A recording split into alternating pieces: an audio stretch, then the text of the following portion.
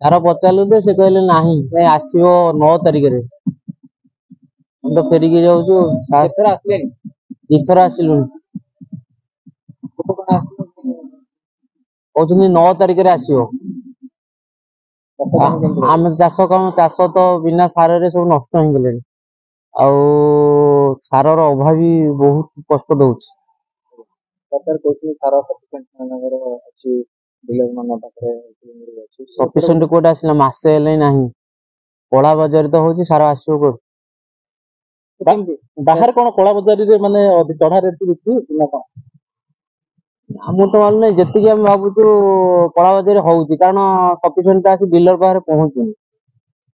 ଆପଣ ଦେଖିଲେ ଅନ୍ୟ ଚାଷୀ ମାନେ ଆସିଥିଲେ ଫେରିକିରି ଗଲେ, ଆପଣ ମାନେ ଆସୁଛନ୍ତି। ସକାଳେ ବି ବହୁତ ଚାଷୀ ଫେରିକି ଗଲେ। ଯଦି ଏମିତି ସାରର ଅଭାବ ରହିବ, ସରକାର ଏହା ପ୍ରତି ବି ଦୃଷ୍ଟି ଦେବେ ନାହିଁ, କଳା ବଜାରୀ ଚାଲିବ, ତ ଚାଷୀ କୂଳ କେମିତି ବଞ୍ଚିବ? ଚାଷୀ ଏଠି କଣ ପଦକ୍ଷେପ ନେବ? ଚାଷୀର ତ କ୍ଷତି ହବ। ଚାଷ ତାର ଆଉ ଚାଷ କରିବନି, କାହିଁକି ନା ସାର ତ ମିଳିବନି ଠିକ ଟାଇମରେ ନା। ଆଉ ଚାଷ କାହିଁ କରିବ? ଆଉ ଅଭାବୀ ହେଲେ କଣ ଚାଷ କ୍ଷତି ହେଲା, ତାପରେ ଚରମ ପଦକ୍ଷେପ ନବ ଆଉ କଣ? ନହେଲେ ରାସ୍ତାକୁ ଆସିବ, ନହେଲେ ନାହିଁ ତାର ଆଉ ଅନ୍ୟ ପଦକ୍ଷେପ ନବ। କେମିତି ଗୋଟେ ଚାଷୀ ପାଖରେ କଣ କଲେ ଯୋଉଟା କଳା ବଜାରୀ ରୋକାଯାଇ ପାରିବ, ଚାଷୀ ମାନଙ୍କ ପାଖରେ ସଦା ସାରଟା ପହଞ୍ଚି ପାରିବ, ଚାଷୀକୁ ଉପକୃତ କରିପାରିବ?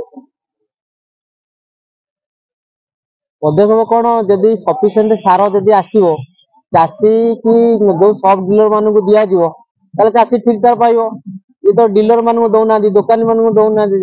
ଆଉ ମନ ଇଚ୍ଛା ଯୋଉ ଡିଲର ମାନେ ପାଉନ୍ତି, ତାଙ୍କର କେମିତି କଳା ବଜାରୀ କରିଦଉଛନ୍ତି, ଚଢା ରେଟରେ ବିକୁଛନ୍ତି, ଚାଷୀ ପାଉନାହାନ୍ତି। ଆଉ ଯୋଉ ହୋଲସେଲର ଏବଂ ବିଭାଗୀୟ ଅଧିକାରୀଙ୍କ ମଧୁଚନ୍ଦ୍ରିକାରେ ଯୋଉ ଗୋଟେ ବଡ ଲୁଟ ହଉଛି ବୋଲି ଆପଣ ଭାବୁଛନ୍ତି? ବିଭାଗୀୟ ଅଧିକାରୀ ପୁରା ଦାୟୀ ଏଥିରେ, କାରଣ ସେମାନେ ଜାଣୁଛନ୍ତି ଚାଷର ନିହାତି ଚାଷୀ ପାଇଁ ଗୋଟେ ସାର ଏଇ ଟାଇମରେ ଦରକାର, ସେମାନେ ତାର ପଦକ୍ଷେପ ନଉନାହାନ୍ତି। ସେ ତାଙ୍କର କଳା ବଜାରୀ, ତାଙ୍କର ମାନେ ପାରିଶ୍ରମିକ ପାଇଲେ, ତାଙ୍କର ଯୋଉ ଯେତିକି ଇଏ ପାଇବା କଥା ପାଇକିରି ଗଲେ।